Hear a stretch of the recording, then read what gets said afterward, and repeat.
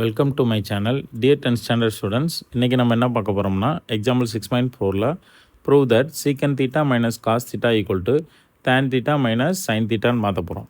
LHS பாருங்கள். சீக்கன் theta minus cos theta.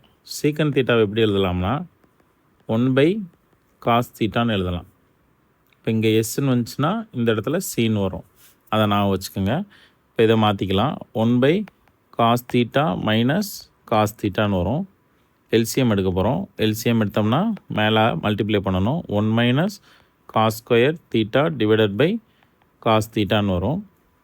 1 minus cos square தீட்டாவுக்கு ஆல்ரெடி நம்ம ப்ரீவியஸ்லி பார்த்துருக்கோம், trigonometry identity sine square theta வரும். இது எதுலேருந்து வந்துச்சுன்னா sine square theta plus cos square theta equal to 1. இதுலேருந்து தான் நம்ம 1 மைனஸ் காஸ் ஸ்கொயர் தீட்டாவை ரெடி பண்ணி எடுத்திருக்கோம். இப்போ 1 minus sine square theta divided by வெறும் sine square theta divided by cos தீட்டான்னு வரும்.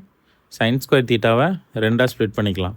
Sign theta into sine theta divided by cos தீட்டான்னு மாற்றிக்கலாம்.